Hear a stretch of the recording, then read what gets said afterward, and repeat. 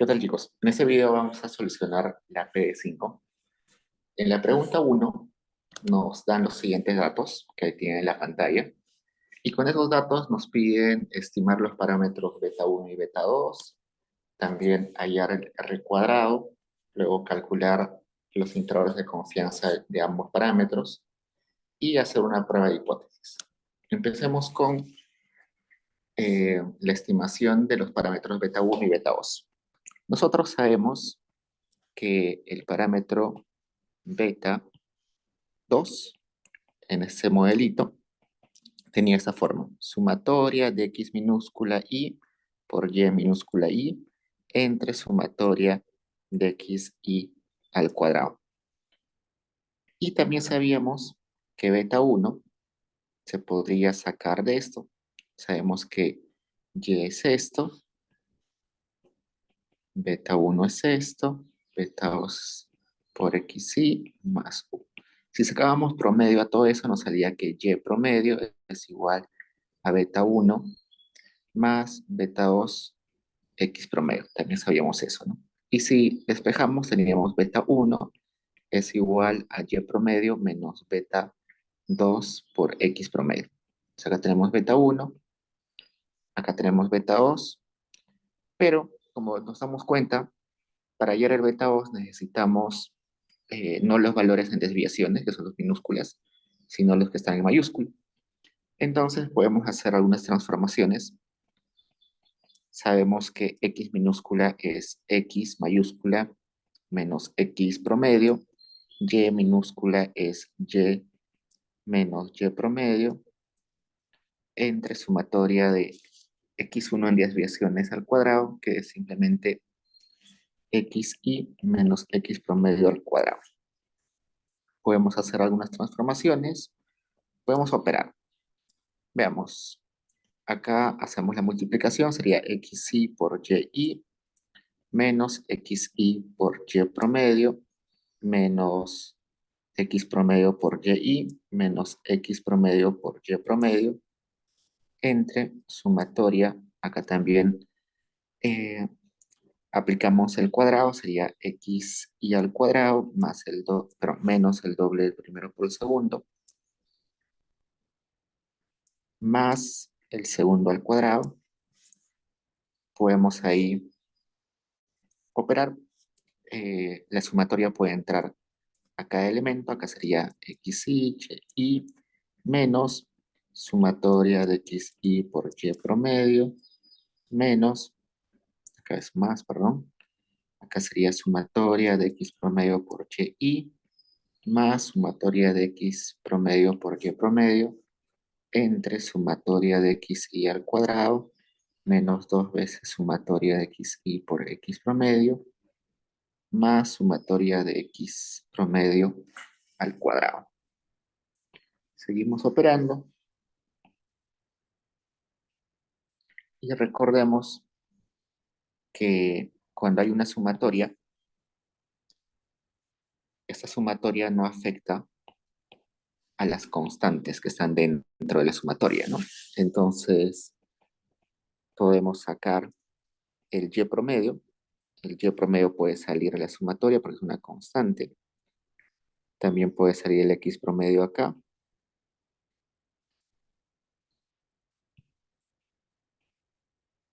Acá también puede salir el x promedio, el y promedio, y me quedaría sumatoria de 1.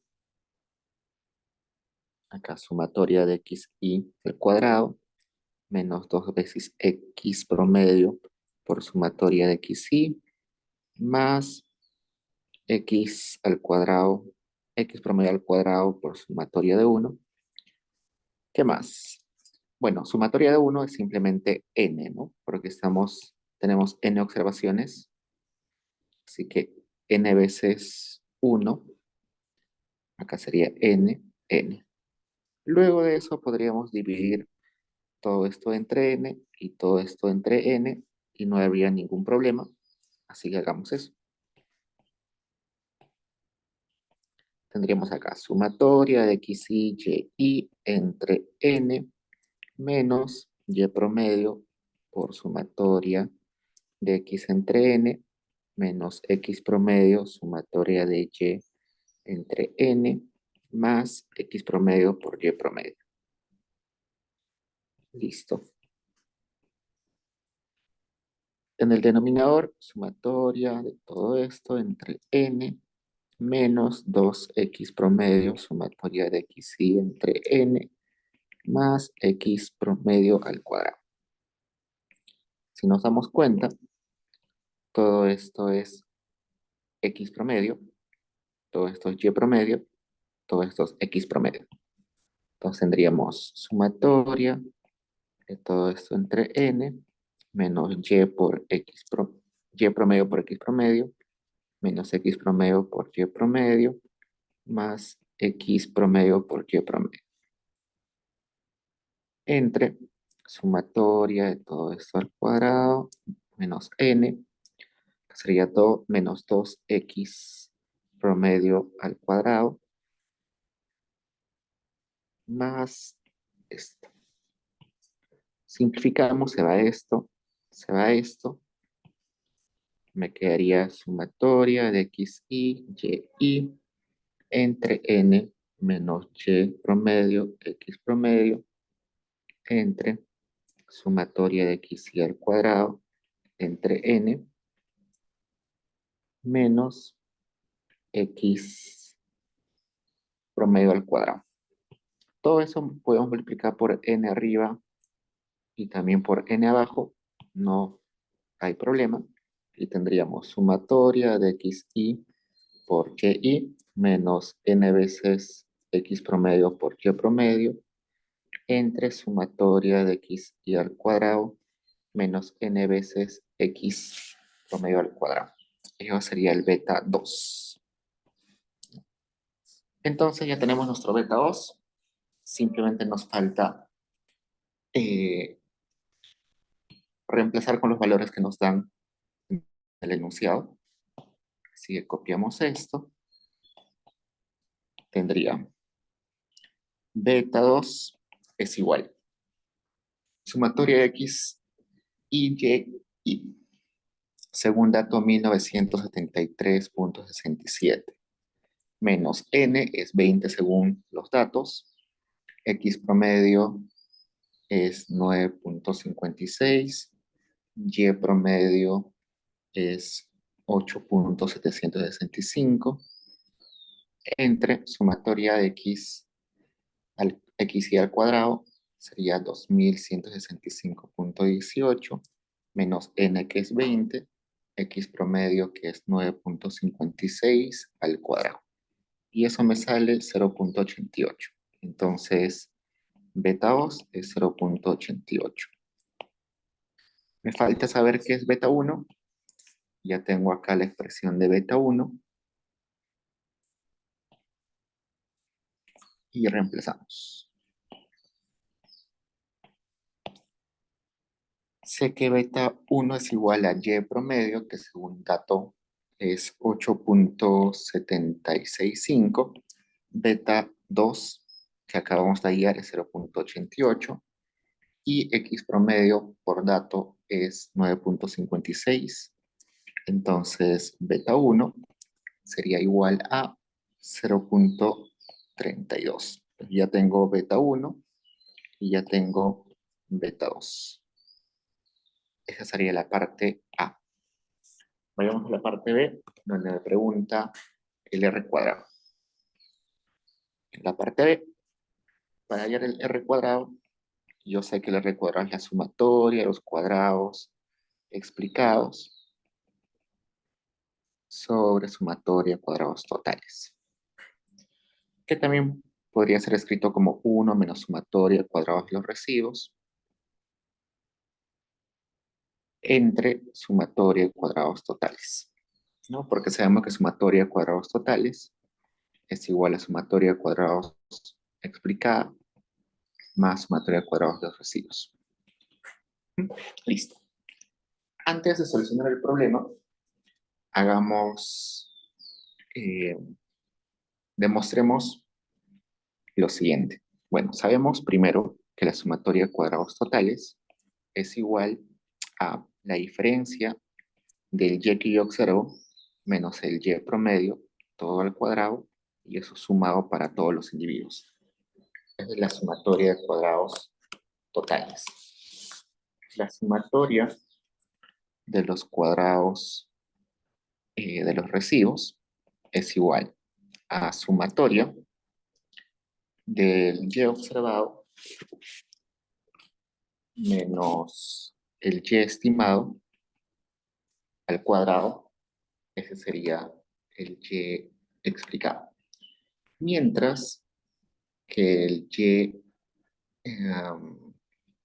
perdón, acá sería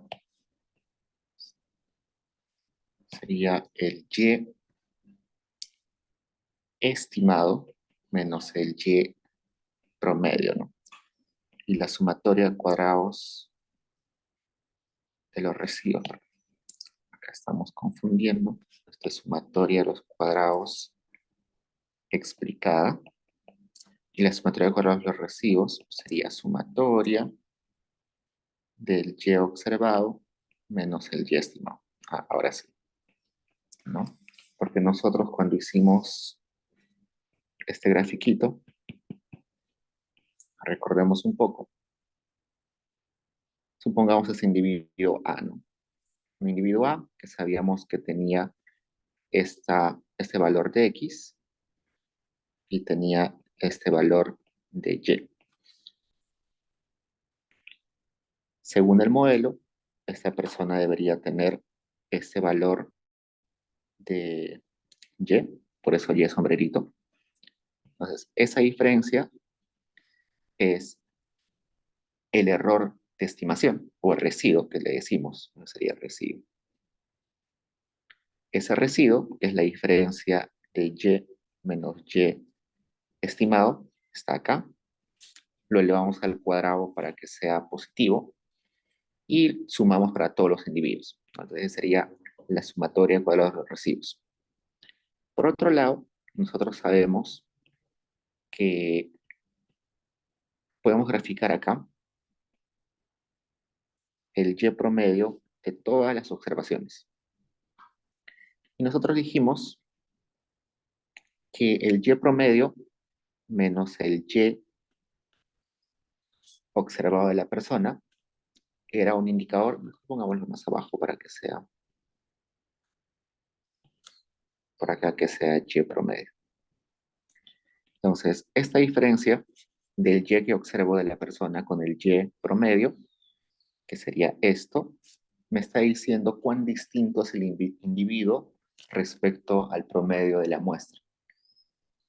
Entonces, lo que quiere hacer la econometría es explicar por qué hay esa diferencia entre individuos. Por eso sumatoria de cuadrados totales. Y además, ya habíamos dicho que esta parte de acá era la parte que el modelo no podía explicar. Todo lo que está en verde, esta parte, es toda la diferencia que quisiera explicar el modelo. Y lo que queda sería simplemente la parte que sí puede explicar el modelo, que sería la sumatoria de cuadrados explicada, donde estamos diferenciando o restando el y estimado menos el y promedio, es decir, la parte de esa variación del y que sí el modelo puede explicar. No es una buena forma de recordar gráficamente, porque a veces la fórmula no queda bien en la memoria, ¿no? Entonces, ese sería nuestro sumatoria de cuadrados totales, sumatoria de cuadrados explicada y sumatoria de cuadrados de los recibos. Pero,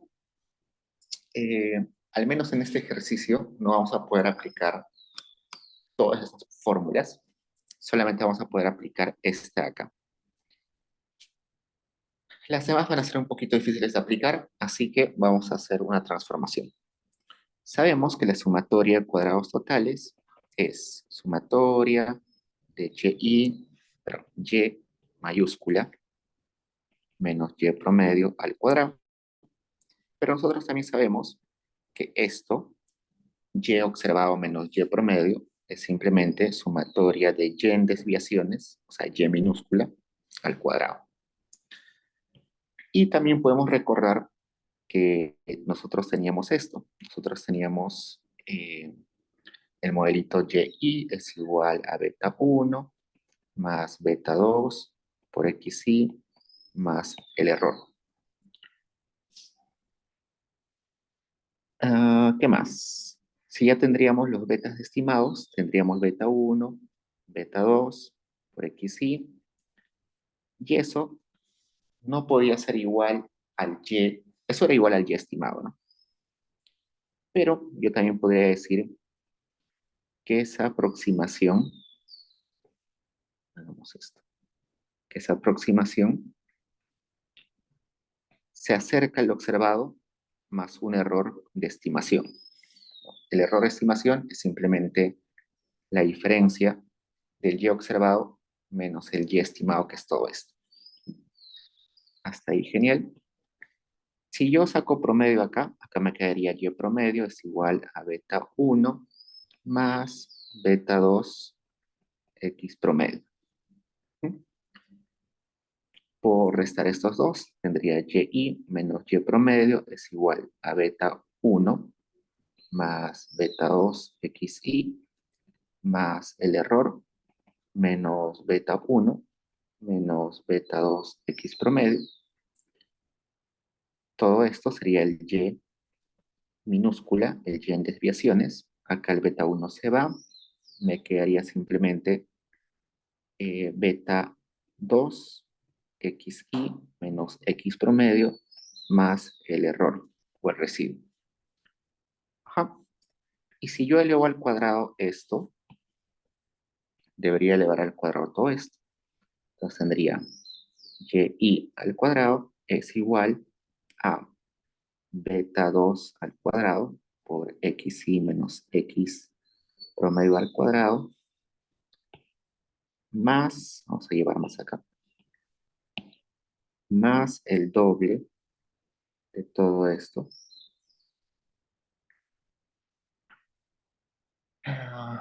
El doble del primero por el segundo, más el segundo al cuadrado. Genial. Vamos a llevar esto acá, por mientras.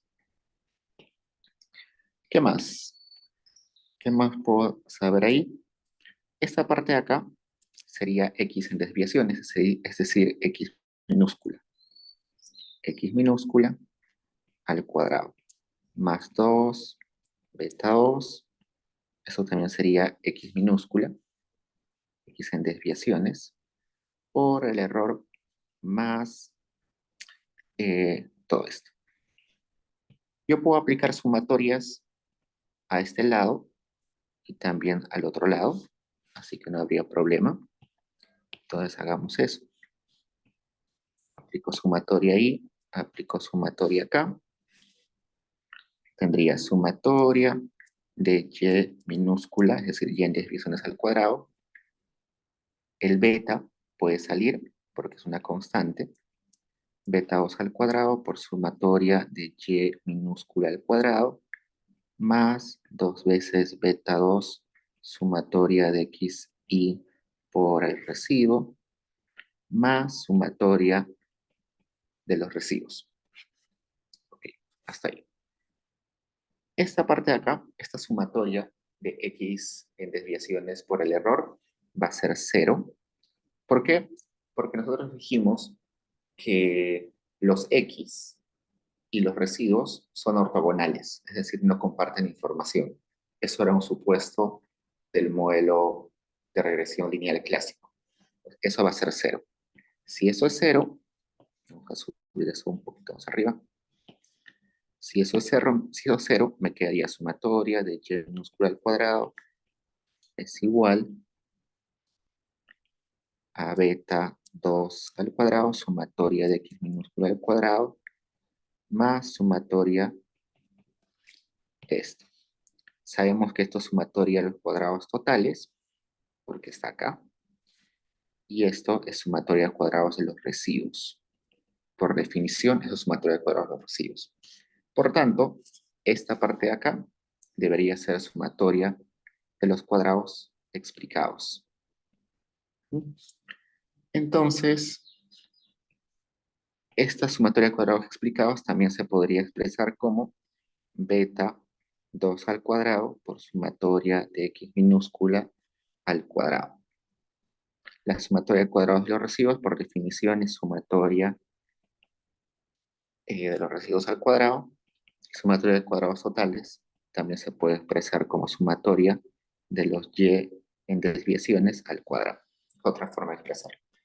Y eso lo he hecho porque para este ejemplo en particular va a ser mucho más fácil calcular con estas fórmulas en rojo que con las que están en azul. Entonces, veamos. Necesito sumatoria de cuadrados totales. A ver, sumatoria de cuadrados totales. Sumatoria de cuadrados totales. ¿Qué sería sumatoria de todo esto? Hagamos al cuadrado. Sería y al cuadrado menos 2 veces y por y promedio más y promedio al cuadrado.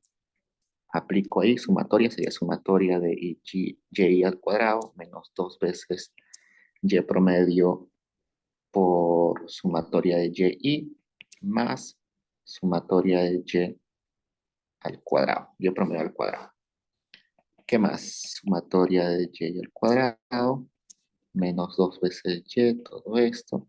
Sabemos que y promedio es una constante, así que sale el y promedio al cuadrado, sumatoria de 1 sería n. ¿Qué más? Ah, yo no conozco cuánto es la sumatoria de y, pero sí conozco que el promedio de y es, por dato, 8.765. Y por definición sabemos que es sumatoria, pero sabemos que y promedio es sumatoria de los y entre n. Entonces y promedio es 8.765. Quiero saber cuánto sumatoria de los y n es 20. Así que sumatoria de los y es 20 por 8.765. Entonces, ¿qué me queda? Solamente reemplazar. Sumatoria de los y al cuadrado es 1813.56. Y promedio es simplemente por dato 8.765. Sumatoria de y es 20 por 8.765. Y promedio es 8.765, todo eso al cuadrado por 20, que es n. Y me sale que la sumatoria de cuadrados totales, según esto, debería ser 20 a 277.03. Ahora, déjeme verificar. Ahora, 1813.56 menos 2 por 8.765 por 20 por 8.765 más 8.765 por...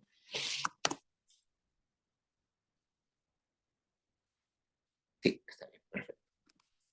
Ya tengo sumatoria de cuadrados totales. Necesito saber la sumatoria de cuadrados explicada.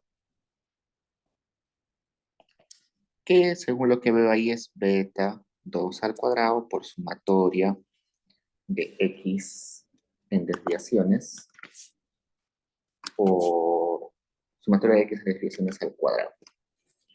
A ver, yo sé que x en desviaciones es x menos x promedio al cuadrado. Operamos ahí. Sería x y al cuadrado menos el doble del primero por el segundo más x promedio al cuadrado.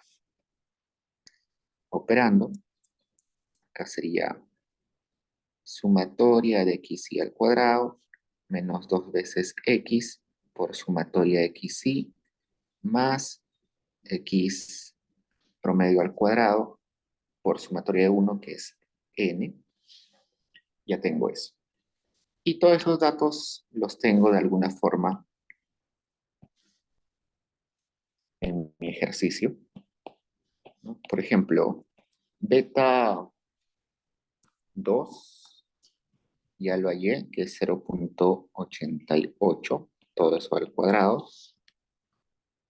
Sumatoria de los x al cuadrado es 2165.18. El x promedio es 9.56.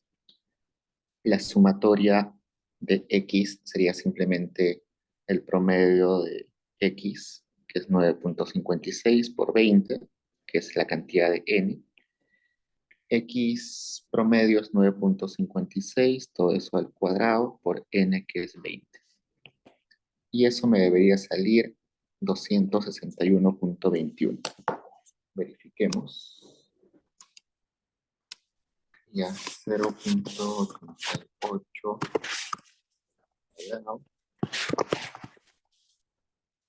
2165.18 menos 2, 9.56 cuadrado.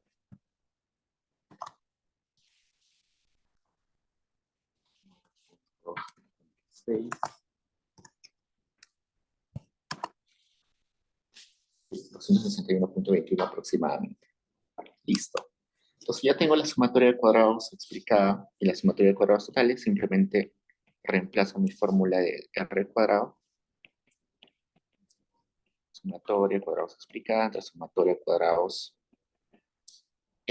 totales. Entonces sería 261.21 entre, el otro era 277.03, que sería 0.94. Así que el r cuadrado es 0.94. Luego en la parte C me pregunta calcular los intervalos de confianza al 95% para ambos parámetros. Entonces, recordemos que tenemos lo siguiente.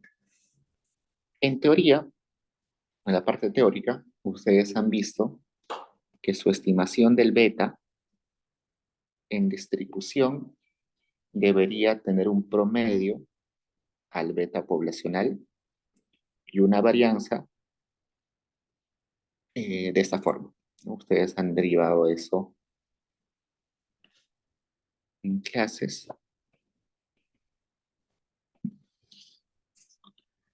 Y según eso, ustedes han visto que los intervalos de confianza se construyen de la siguiente forma.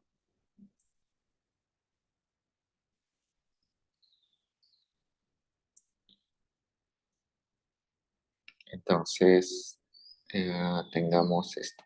Intervalos de confianza. Intervalos de confianza. Teníamos... el intervalo de confianza se define de la siguiente forma. Su coeficiente más menos el t asociado a un alfa por ciento de significancia entre 2, porque hay dos colas, con grados de libertad que serían igual a la cantidad de observaciones menos 2, y todo eso multiplicando por la desviación estándar, es decir, por la raíz de esta varianza del beta 2 estimado, y a raíz de todo esto. ¿No? Con eso se construye el intervalo de confianza. Veamos qué datos tengo y qué datos no tengo según la estimación. ¿Qué tenemos? Primero, hallemos esta parte de acá. El valor t asociado a esto. Primero, queremos hallar al 95% de confianza, por tanto, sería al 0.05 alfa. La cantidad de observaciones es 20, así que sería el t estadístico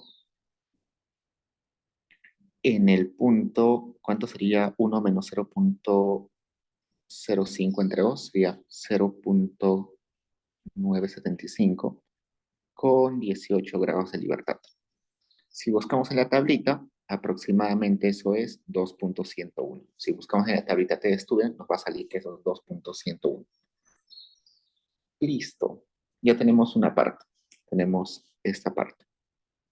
Esa parte es 2.101. El beta-os ya lo tenemos.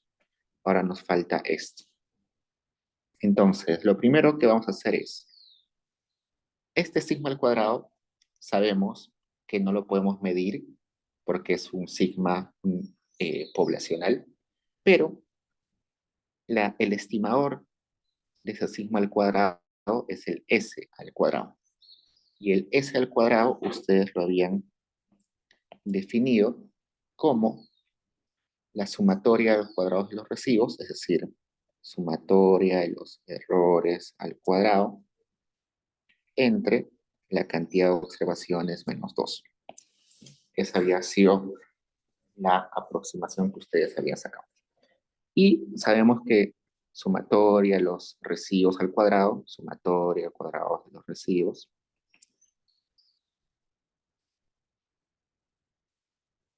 que nosotros le hemos puesto recibos, ¿no? Recibos entre n menos 2. Pero sabemos que la sumatoria de cuadrados de los recibos está acá.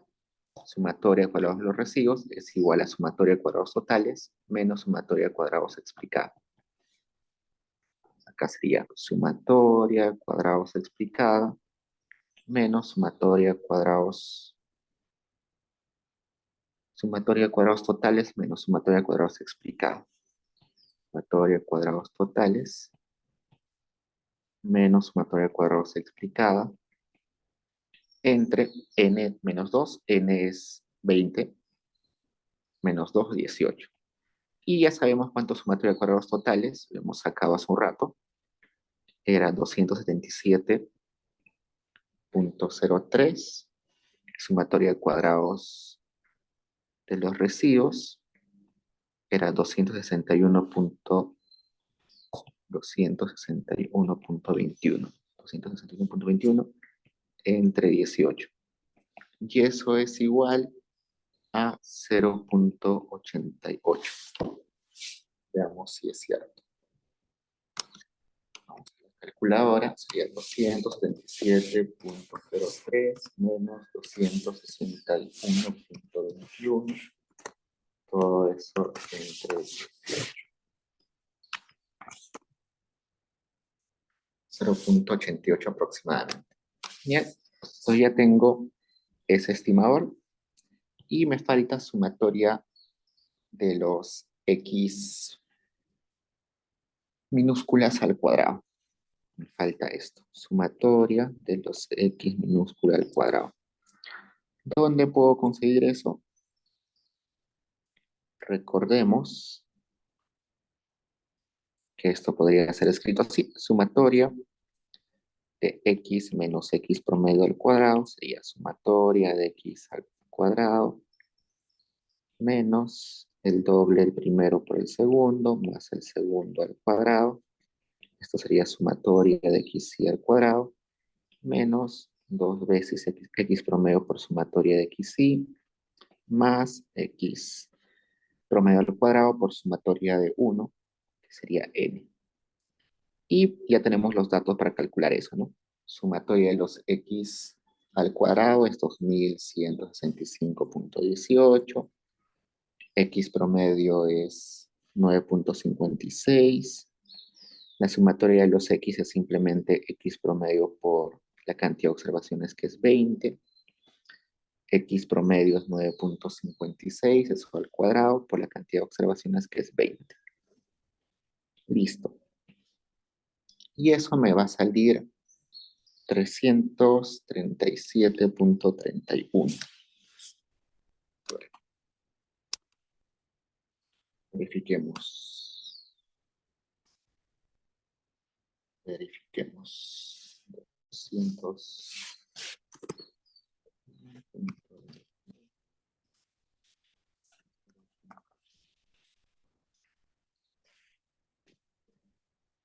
Sí, está bien. Listo, ya tengo todos los datos. Simplemente me falta reemplazar. Era t, 1 menos alfa entre 2, n menos 2, por la raíz de sigma al cuadrado entre sumatoria de x y al cuadrado. Ya. Beta 2, sabemos por dato que es 0.88. 0.88 más menos el valor de t que hemos hallado es 2.101 por la raíz de sigma al cuadrado, que era 0.88, y la sumatoria de los x minúsculas al cuadrado es todo esto. Dicho eso, tendríamos lo siguiente. Bueno, nos va a salir dos valores, ¿no? Vamos a copiar esto.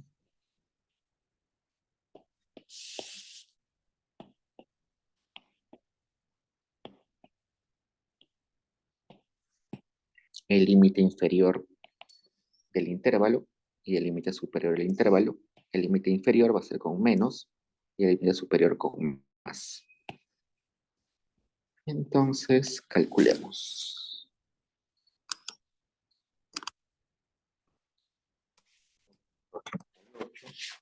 Menos 2.101 por 2.88 entre 327.31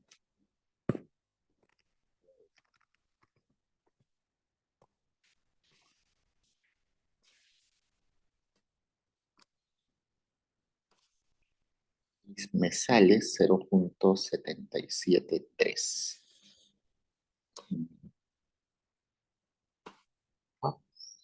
Y el límite superior me sale 0.987.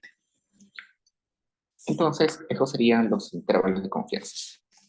Bueno, el intervalo de confianza para el beta 1. Perdón, para el beta 2. Para el beta 2. Para el beta 1, algo muy parecido, pero va a tener una pequeña modificación.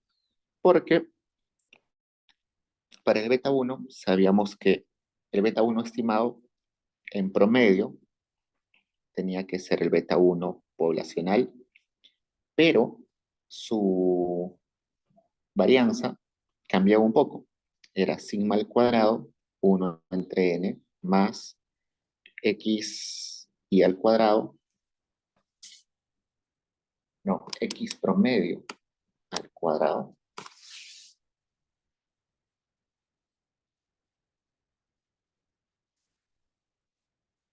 entre sumatoria de x y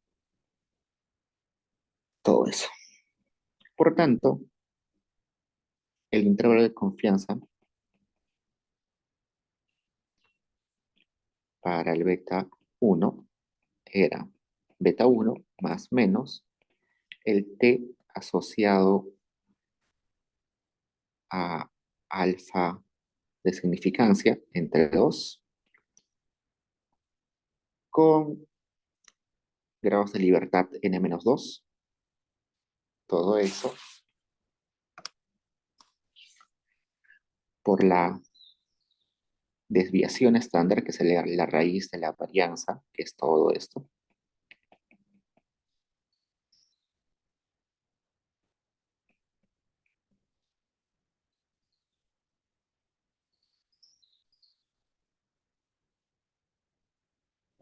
Ya está. Ya sabemos que el beta 1 estimado, este valor t ya lo hemos calculado para el otro ejercicio. Este sigma se aproxima o se estima con el s al cuadrado y los demás valores también los podemos hallar fácilmente. Entonces, veamos. Me faltaría en realidad esto, ¿no? 1 entre n más x entre sumatoria de x al cuadrado. 1 entre n es 20, más x promedio al cuadrado, x promedio según dato es 9.56, 9.56 al cuadrado, y la sumatoria de los x en desviaciones, lo hemos hallado hace un ratito, que era 337.21, 337.31. Okay.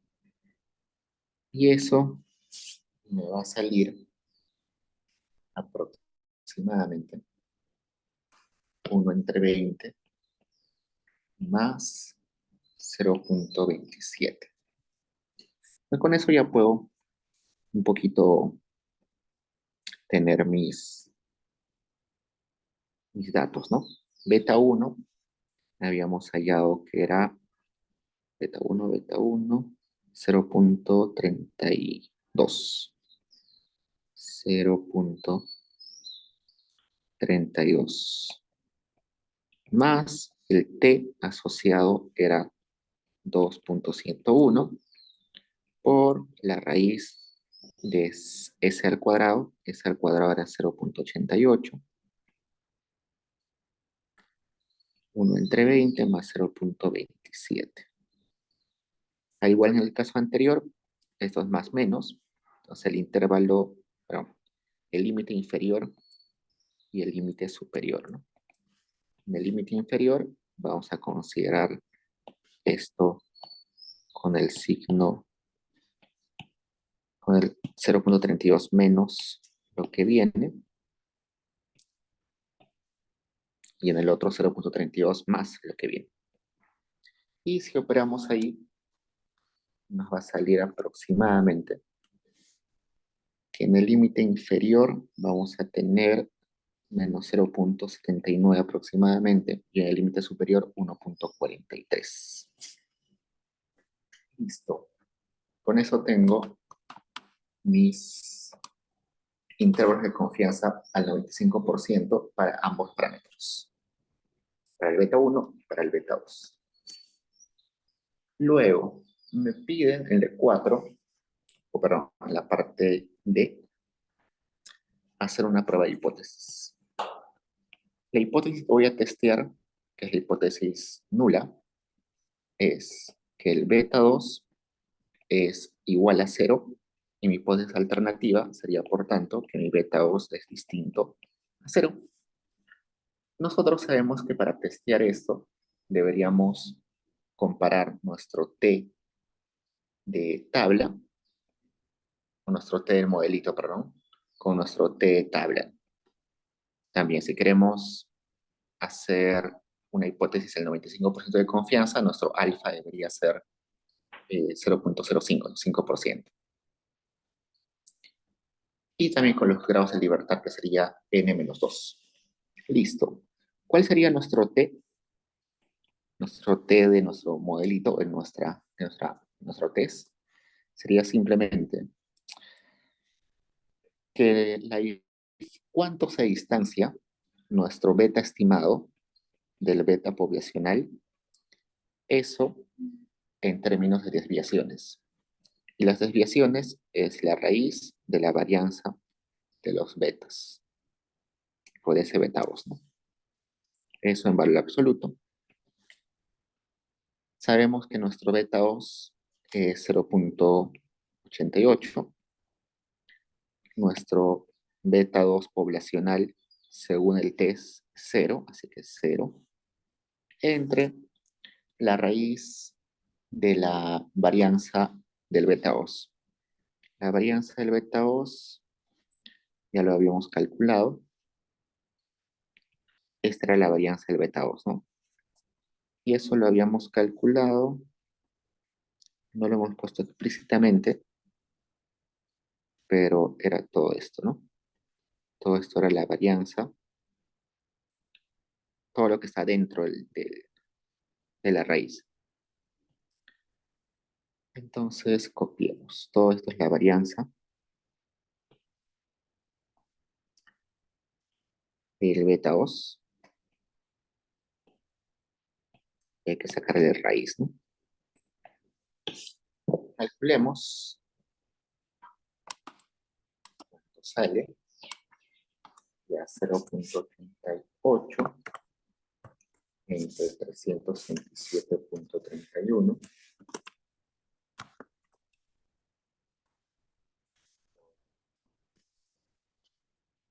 Aproximadamente sería 0,05 más o menos. Por tanto, el T de mi hipótesis debería ser 17,6 en valor absoluto, ¿no?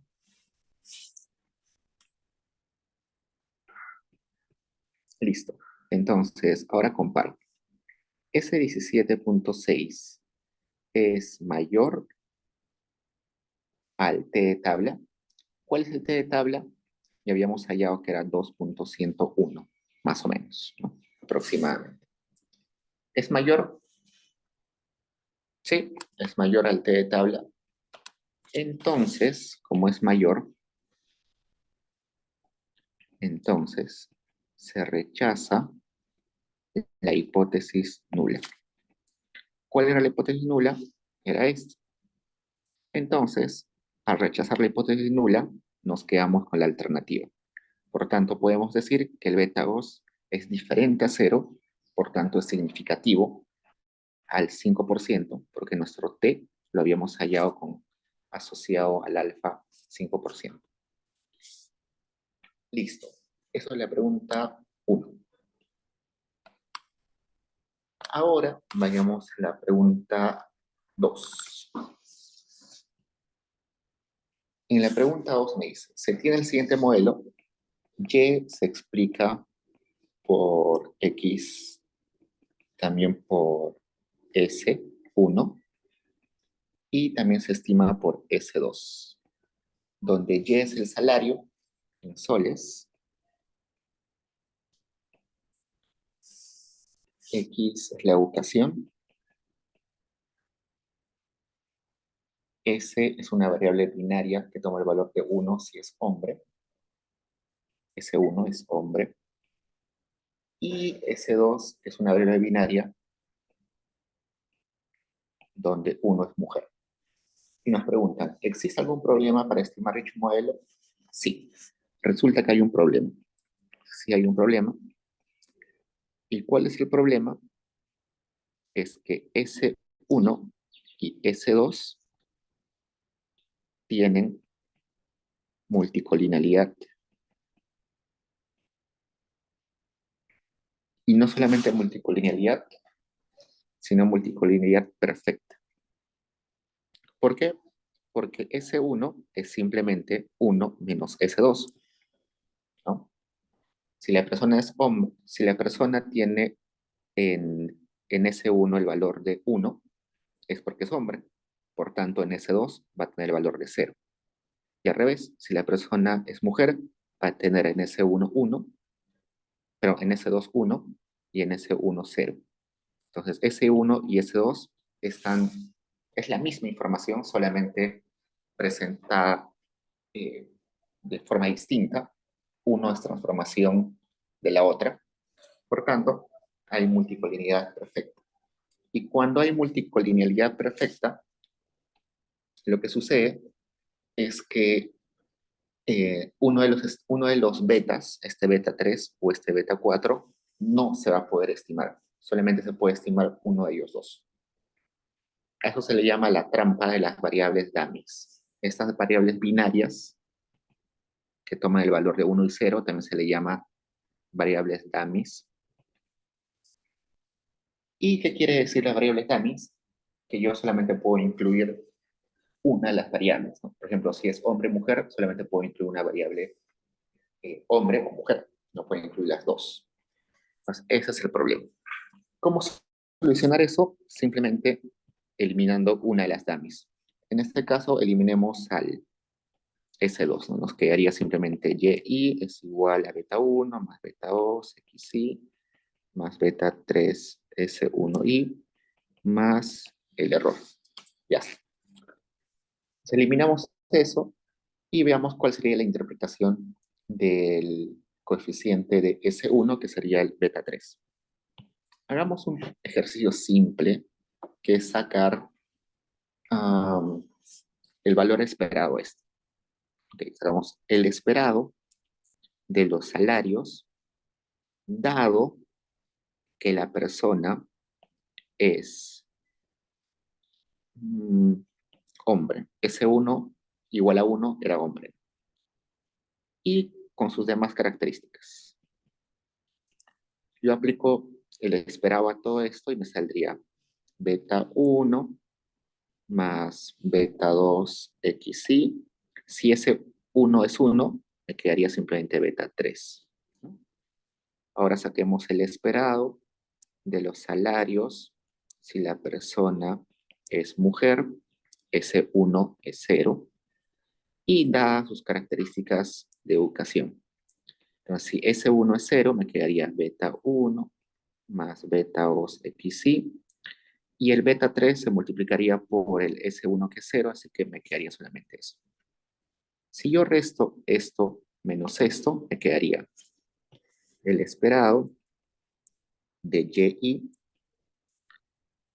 el esperado del salario para un hombre, dadas sus características de educación, menos el esperado de los salarios de una mujer, dadas sus características de educación, es igual a beta 1 más beta 2 XI más beta 3 menos beta 1 menos beta 2 XI. Se va este beta 1, se va este beta 2 y me quedaría solamente el beta 3. Entonces, copiemos esto. Me quedaría solamente el beta 3, ¿no? Entonces, el beta 3 es simplemente esa diferencia. ¿Qué es esa diferencia? Es el beta 3 representa en promedio cuánto ganan en salarios los hombres por encima de las mujeres. ¿Mm? La teoría nos dice que ese beta 3 va a ser positivo o va a ser negativo. Ese beta 3, exactamente por el premio Nobel que le dieron esa semana, que se dio esa semana, ese beta 3 va a ser positivo, ¿no? Hay una brecha salarial de género. En promedio los hombres ganan más que las mujeres, ¿no? Entonces, el beta 3 en este caso representa eso. Vayamos a la C. Dice, a partir de ese modelo, con una sola variable binaria, se decide agregar una interacción de S1 por X. ¿Cuál sería la interpretación del coeficiente? Pues me está diciendo lo siguiente.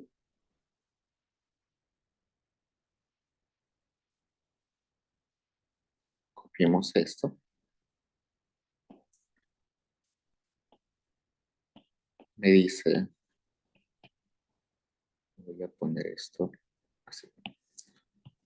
Beta 3, S1I más beta 4 y me diga que mete una interacción. La multiplicación de X por S. Hagamos lo mismo. Saquemos el esperado de los salarios, dado que la persona es hombre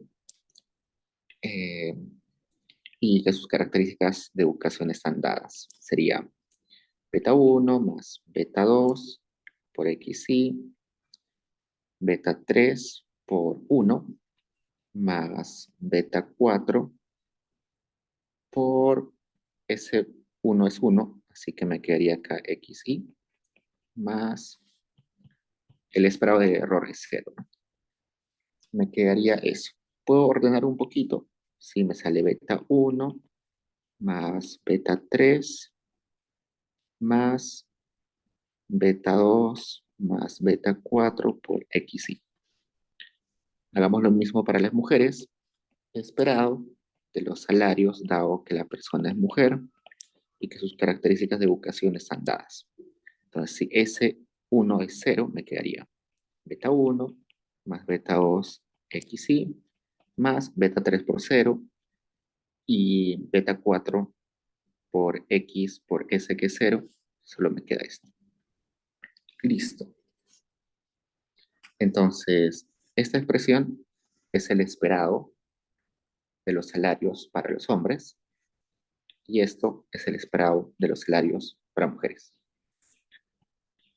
Diferenciemos esto menos esto, me quedaría esperado de los salarios para hombres, dada su educación, menos el salario esperado de las mujeres, dada una educación fija, sería beta 1 más beta 3 más beta 2 más beta 4, XY menos beta 1 menos beta 2 XY. Se va esto, se va esto. El beta 3 se queda. Acá sería beta 3 ah, mm, más beta 4 XY. Entonces, en el ejercicio anterior, hallamos que beta 3 era simplemente, en promedio, cuánto ganaban los hombres por encima de las mujeres, dadas las características fijas. Y ya ahora está apareciendo esta interacción adicional. Esta interacción adicional me está diciendo que esta brecha de salarios se incrementa mientras más educación tienen las personas. ¿Qué quiere decir? Que cuando todos, supongamos el siguiente ejemplo, ¿no? Cuando todos salen de la universidad, los salarios entre hombres y mujeres, vamos a una línea de tiempo ya, acá. Supongamos esto, esta es la línea de tiempo, estos son salarios. Inicialmente, cuando sales de la universidad, los hombres ganan un poco más que las mujeres. Esa diferencia es este beta 3. El beta 3 es en promedio cuánto ganan las mujeres, los hombres por encima de las mujeres. Pero a medida que hay más educación, a medida que ambas personas se educan más, hacen una maestría, un doctorado, esa brecha se va creciendo. Los hombres aumentan sus salarios, las mujeres también, pero en menor velocidad. Entonces la brecha está creciendo mientras la educación va aumentando porque están haciendo una maestría o un doctorado. Esa brecha creciente por mayor educación sería si este beta 4 es positivo.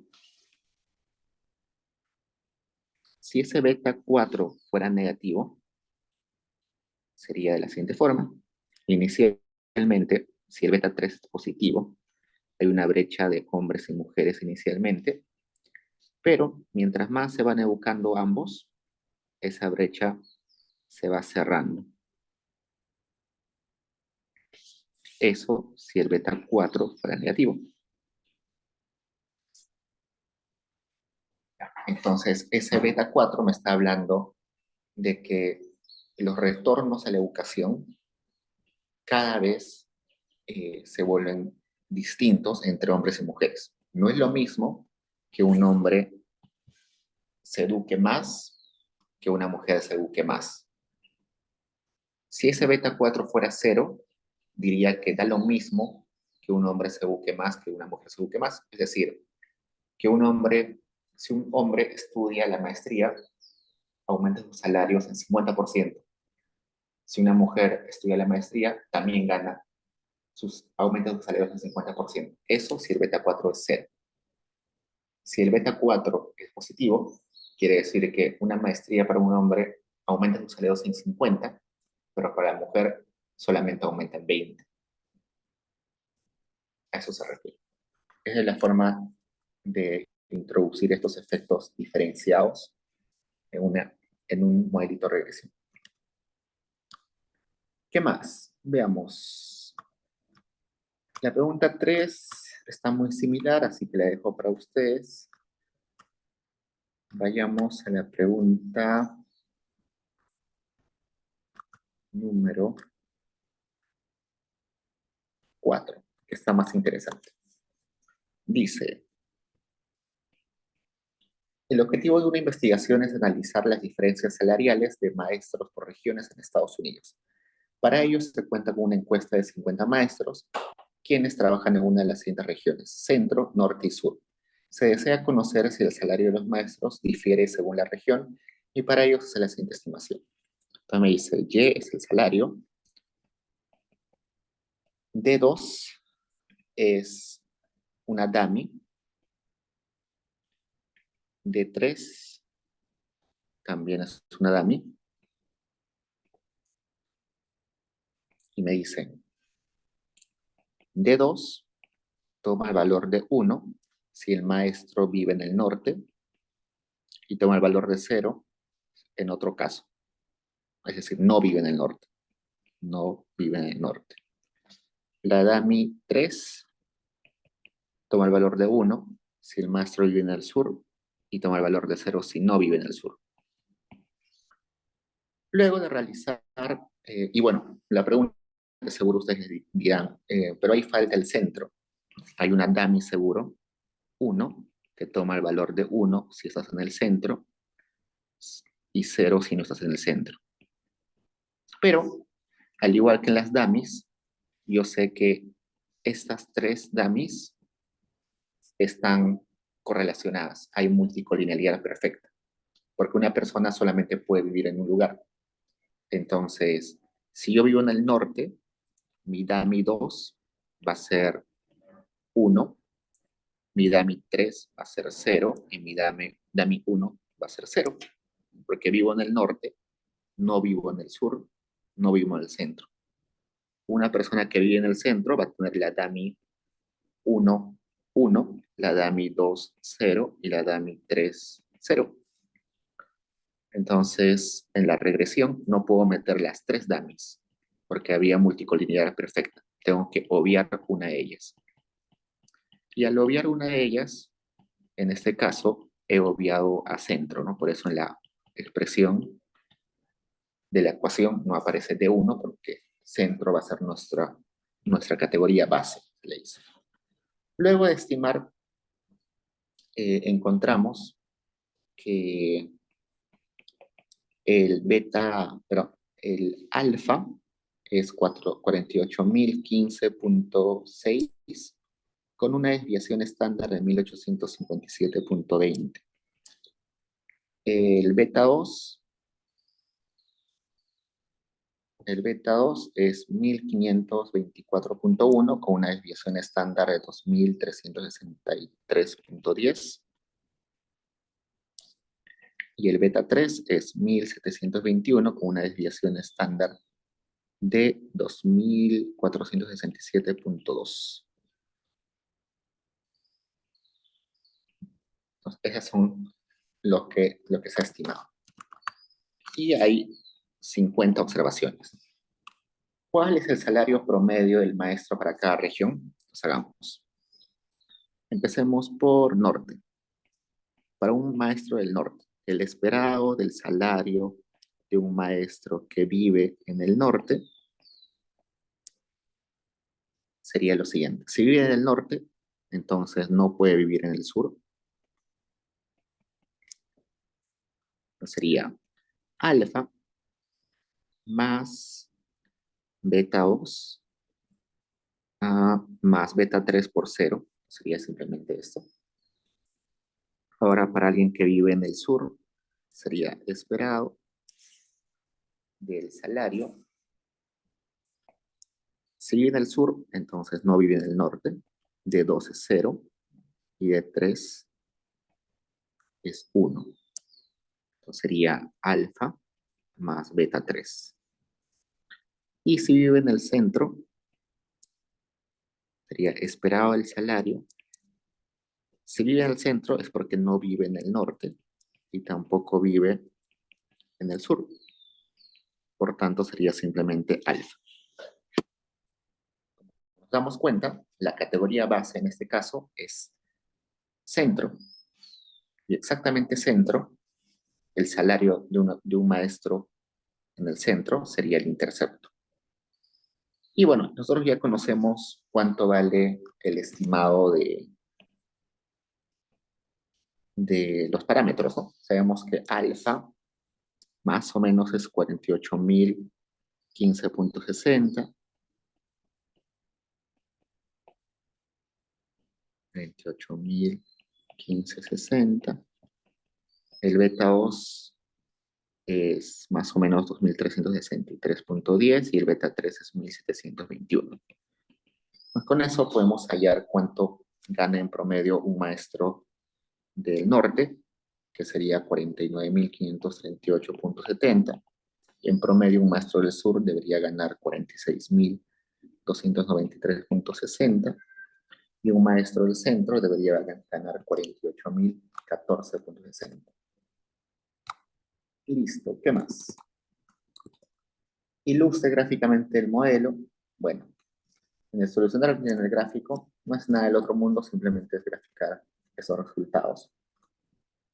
Y en la parte 3 me dice, ¿qué representan los gráficos? Perdón, ¿qué representan los betas? Y como vimos, representan lo siguiente. El intercepto representa cuánto gana en promedio un maestro en la categoría omitida. En este caso, la categoría omitida es centro. Entonces, alfa representa el salario promedio o el salario esperado de alguien, de un maestro en el centro.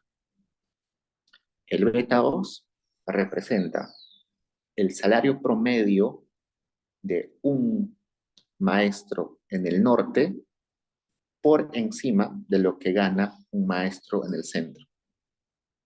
Entonces, de vuelta, el beta 2 es cuánto adicional gana un maestro del norte en comparación a un maestro en el centro.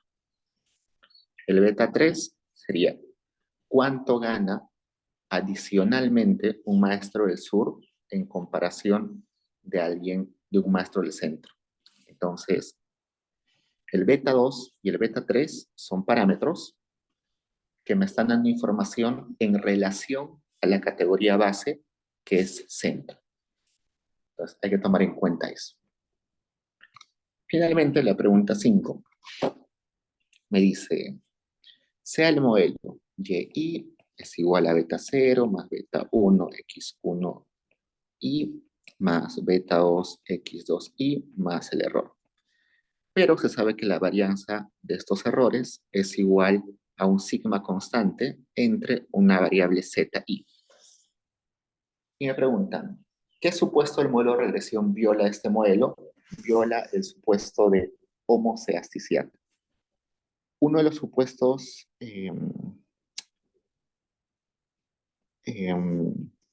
del modelo, dependiendo de qué libro agarren, era residuos esféricos.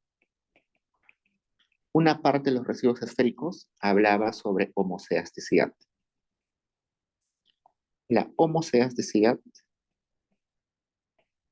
quiere decir que la varianza de los errores tenía que ser una constante.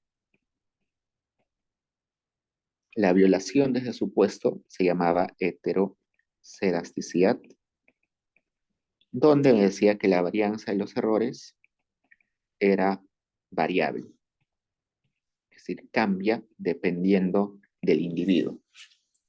Gráficamente, ustedes seguro han visto esto. Acá tenemos al Y, al X y teníamos esta expresión. Supongamos que Y es salarios y X es edad. Esta línea es la línea MCO que representa la mejor relación entre salarios y edad. Y nosotros vimos que esta diferencia entre lo que observamos de salarios versus lo que debería tener de salarios la persona según el modelo era los recibos, ¿no? El residuo del individuo 1, del individuo 2, ¿no? Entonces, según homocedasticidad, la variación de esos errores debería ser más o menos igual en todo, en toda la parte de la variable X. Es decir, la dispersión de esos errores cuando edad es pequeño debería ser igual a la dispersión de los errores cuando edad es grande. Pero sucede que en la vida real no pasa eso. Por ejemplo, cuando ustedes van a salir de la universidad, todos van a ganar más o menos lo mismo. En sus prácticas preprofesionales, todos ganan el salario mínimo, en algunas empresas un poquito más, pero más o menos por ahí, ¿no? Algunos 1.200, 1.300, 1.500. Algunos va a tener suerte por ahí, va a ganar 2.200 en sus primeras prácticas. Muy raro que ganen 2.000, 2.200, pero puede haber alguno. Pero la mayoría va a ganar más o menos similar. Cuando estemos por acá, cuando salgan de la universidad, su edad sea veintitantos años, la dispersión de salarios entre ustedes va a ser muy pequeña. Todos van a estar más o menos parejos. Pero mientras crezcan y se vuelvan más maduros, algunos se van a estancar en salarios bajos, 2.000, 2.500, otros van a ganar 7.000, 8.000 y otros, que quizás menos, eh, o muchos, quizás todos, se van a volver millonarios y van a ganar mucho dinero al mes. Y eso es lo que va a suceder. Cuando tengan mucha edad, algunos van a ganar muy, muy por encima de lo normal, algunos van a ganar muy por debajo de lo normal. Entonces, eso es un problema de heterocedasticidad. Y en esta expresión se ve eso, porque me está diciendo, esta varianza depende de una parte constante, pero también depende de una variable que cambia según cada individuo. Por eso el i acá, ¿no? Este i es que cambia según el individuo. Ese problema de heterocedasticidad me trae que mi estimación no va a ser confiable. ¿Cómo solucionar? Se puede ponderar mi modelito. ¿Cómo lo puedo ponderar? De la siguiente forma. Voy a dividir a todo mi modelito por el Z. Entonces, yo sé que la varianza, que la varianza me está trayendo problemas. Y como me traen problemas, lo que voy a hacer es multiplicar por todo. Multiplicar, vamos a multiplicar en lugar de dividir. Entonces voy a agarrar esto y a todo lo voy a multiplicar por la raíz del Z. No cambia nada, ¿no? Ambos lados están multiplicando, entonces no sucede nada. Entonces veamos qué sucede. Z1Y1 es igual a beta 0 ZI más beta 1 XI ZI más beta 2 ZI X2I más error ZI. A todo esto lo puedo llamar YI estrellita. A todo esto lo puedo llamar, no sé, un alfa I estrellita. Acá el beta 1 está acá. A todo esto le puedo llamar simplemente x1 estrellita. A todo esto lo puedo llamar x2 estrellita. Y a todo esto lo voy a llamar el error v estrellita. Entonces, simplemente he transformado mi modelito para que se vea más chévere. Pero ¿cuál es lo interesante de esto? Que si yo saco la varianza de este nuevo error, me debería salir una varianza constante. Veamos. Yo sé que esa varianza, que ese error v estrellita, es el error inicial por raíz de z. Y por propiedades de las varianzas, este valor puede salir de la varianza si lo elevo al cuadrado. Entonces sería zi al cuadrado, raíz de zi al cuadrado, por varianza del error. Acá sería zi. Varianza del error, por dato me decían que era sigma al cuadrado entre zi. Se va esto, se va esto. Entonces la varianza de este error nuevo es una constante. Por tanto, cuando yo estime este modelo, ya no hay heteroscedasticidad, sino hay homoscedasticidad. Entonces mi modelo está mucho mejor. Esto es un ejemplito simple, pero cuando lleguen a múltiples regresores, van a ver que esto se puede complejizar un poquito más. La intuición es esta.